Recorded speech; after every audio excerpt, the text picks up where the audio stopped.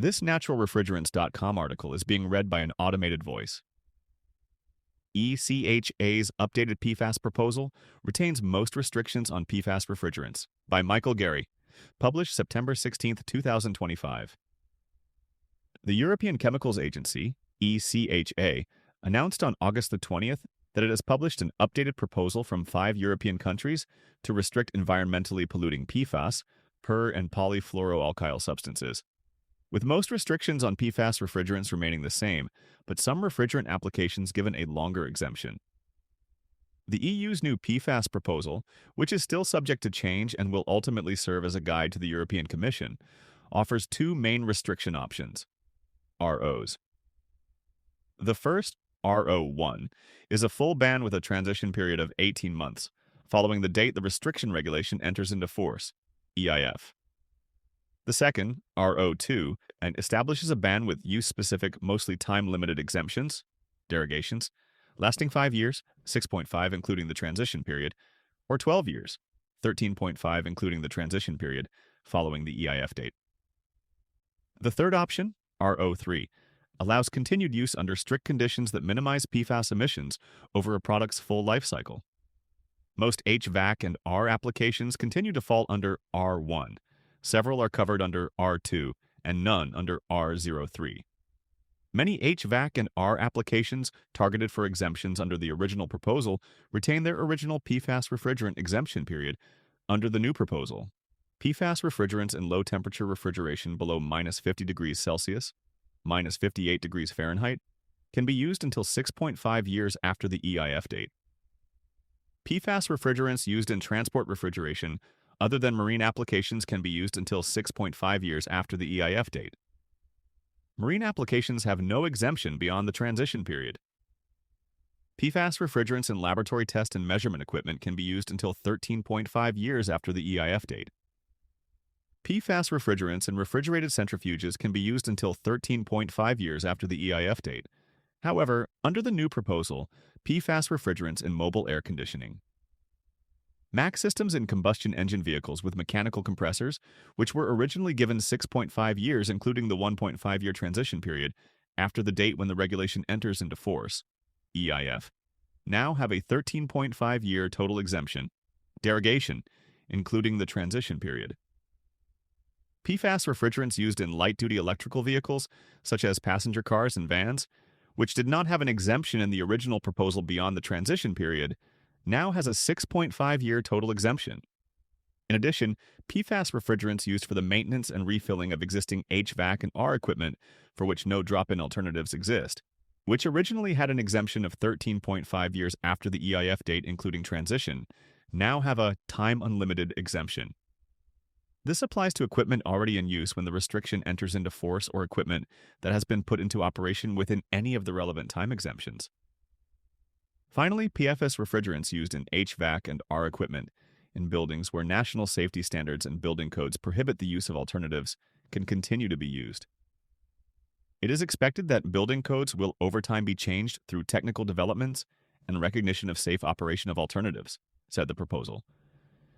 PFAS refrigerants include both HFCS and HFOS, such as HFC 125, HFC 134A, HFC 143A, HFO 1234YF, HFO 1234ZEE, HFO 1336, MZ, and HFO 1336 MZZE. The proposal would apply to trifluoroacetic acid, TFA, an atmospheric degradation product of, notably, HFO 1234YF, 100% conversion, and HFC 134A, up to 20% conversion. TFA is absorbed in rainfall, spreads throughout the environment, and has raised concerns about its potential impact on human health.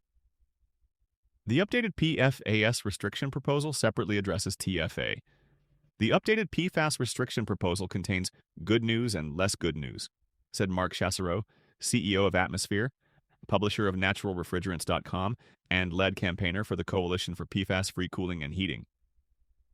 Most of the restrictions on refrigerants remain the same, but there are disappointing delays in the MAC restrictions. But this is still a work in progress, added Chassereau. There are still many steps until the law takes effect in 2028. We, on behalf of natural refrigerant alternatives to PFAS refrigerants, will ensure that authorities have the latest information showing the viability and commercial availability of these alternatives so that the final PFAS regulation is as ambitious as possible. Avoiding regrettable substitutions. The PFAS restriction update was prepared by the authorities from Denmark, Germany, the Netherlands, Norway, and Sweden, who submitted the initial proposal in January 2023 for what is known as the Universal PFAS Restriction. ECHA regulates chemicals under the EU's REACH, Registration, Evaluation, Authorization, and Restriction of Chemicals, regulation. The proposal aims to reduce PFAS emissions into the environment and make products and processes safer for people, said ECHA. Rather than follow a substance-by-substance approach to PFAS, the restriction proposal offers the possibility to define a broad chemical scope, thereby avoiding regrettable substitution of one PFAS by another PFAS, it said. The 5 state authorities, acting as the dossier submitter, updated their initial restriction proposal following an evaluation of more than 5,600 scientific and technical comments received from third parties during the 2023 consultation. This updated report, called the Background Document, forms the basis for the opinions of ECHA's Risk Assessment Committee, RAC, and Socioeconomic Analysis Committee, SEAC. This document may still be updated further based on the evaluation of the committees. The RAC and SEAC committees continue to evaluate the proposed restriction. ECHA said it aims to provide the European Commission with a transparent, independent, and high-quality RAC and SEAC opinion as soon as possible. The European Commission will ultimately decide on the restriction in consultation with the EU member states. The Universal PFAS restriction is expected to take effect in 2028. Use of alternatives encouraged. In explaining why refrigerants used for the maintenance and refilling of existing HVAC and R equipment now have a time-unlimited exemption, the proposal said that this will avoid premature termination of equipment and the need for replacement with new equipment. However, it added, use of non-PFAS alternatives is encouraged where equipment allows the use of such drop-in alternatives. The proposal gives a shorter time exemption for refrigerants in MAC and heat pump systems in light-duty electrical vehicles than for those in combustion engine vehicles because the former have come farther in the development of air conditioning and heating, cooling, based on non-PFAS refrigerants. Alternatives to PFAS refrigerants, namely natural refrigerants such as CO2 and propane, are already beginning to be used by electric car producers. According to the proposal, a restriction with use-specific exemptions, RO2, is deemed to reduce emissions by 83%, while a full ban, RO1, is deemed to reduce emissions by around 96%.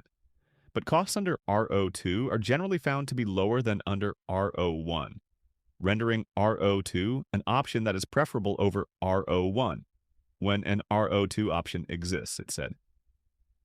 Reporting requirements are proposed for all applications of regulated fluorinated gases, with a view of creating an understanding of the magnitude of continuing emissions as well as the progress made in relation to substitution, said the proposal. ECHA defines PFAS as substance that contains at least one fully fluorinated methyl or methylene carbon atom, without any hydrogen, chlorine, bromine, or iodine attached to it. This aligns with the OECD definition of PFAS, published in 2021, which is widely accepted by the international scientific community. PFAS encompasses thousands of almost exclusively synthetic substances that are used in numerous applications globally.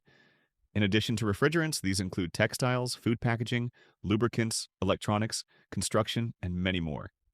The main concern for all PFAS and their degradation products in the scope of the restriction proposal is their very high persistence. Emblematic of that persistence is TFA, formed by the complete breakdown over a few weeks of commonly used HFO 1234YF after it leaks into the atmosphere.